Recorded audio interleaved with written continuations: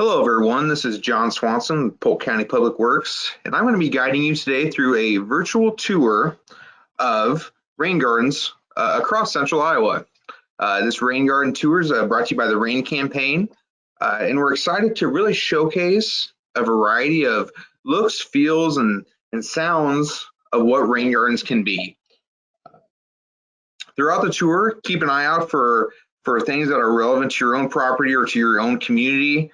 Ideas, and really the visual side of what a rain garden can look like, because as you can see through these pictures, they can look many different ways.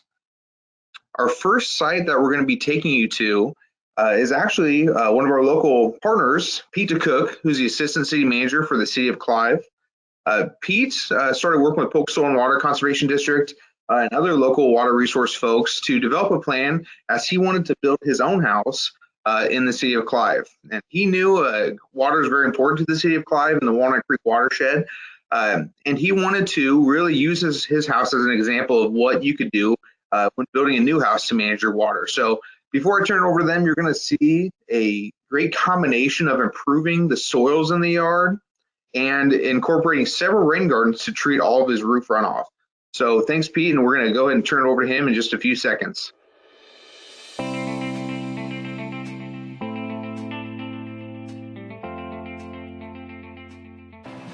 Hi folks, I'm Pete DeCook. I'm the Assistant City Manager for the City of Clive, Iowa, and I'm here with Zach Heitzman with Country Landscapes. And today we're going to talk a little bit about water.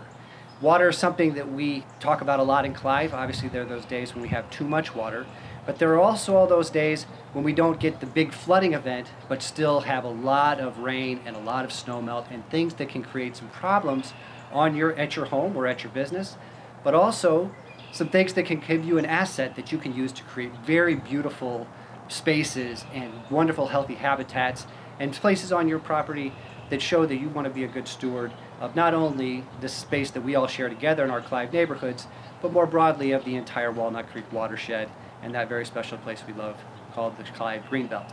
So today we're going to talk a little bit about a project or a set of projects that are at my house here in Clive.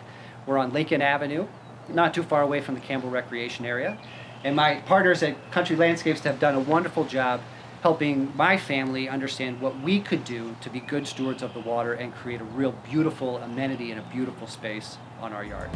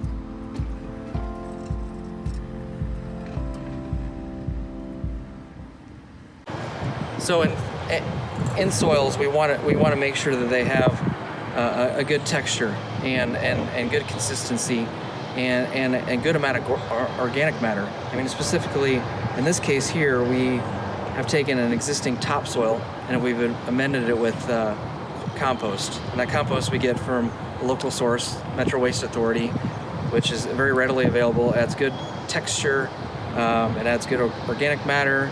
And with that texture and organic matter, it really adds a lot more water holding capacity to the soil. Great.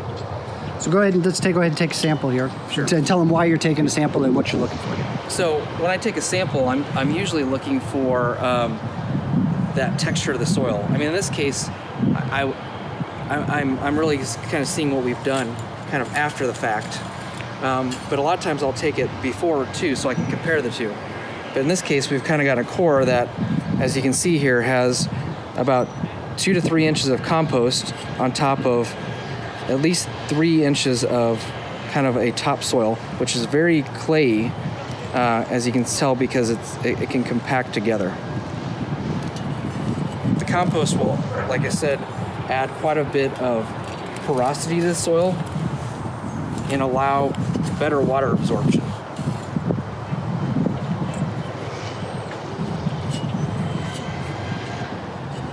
So you can kind of see here, this top, 2 or 3 inches has quite a bit of compost. It's very crumbly and has a lot of pores in it, which will allow a lot of moisture to get down into.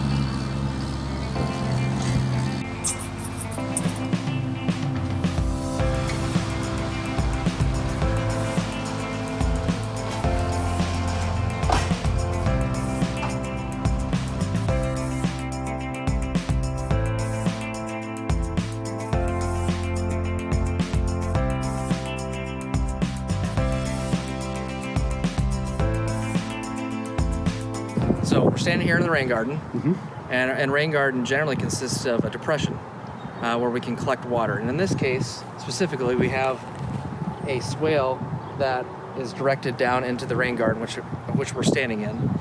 It's coming from both the lawn areas and downspouts. We have some downspouts in a couple different areas being either indirectly piped and directly piped, which we have kind of right over there at the other end, where those kind of cobbly boulder pieces are, and there's pipe below that. So that's being directly put into here.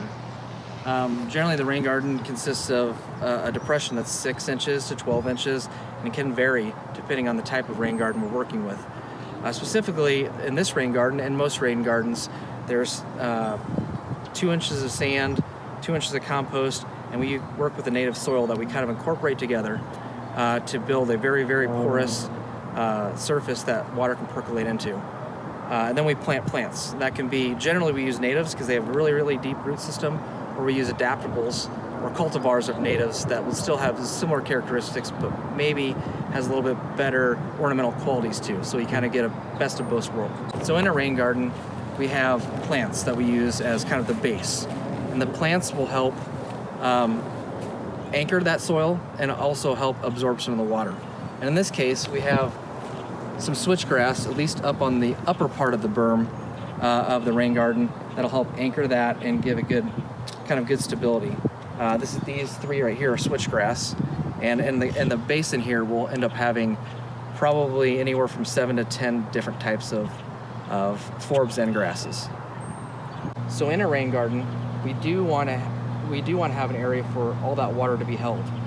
The main idea is to try to get that water to percolate, but we also have challenges when we have extreme rain events, where we have, at least in this case, a standpipe that is set to a certain elevation here that will allow a 6-inch ponding depth of water, and anything that exceeds that would kind of go into the standpipe and would go down into an outlet.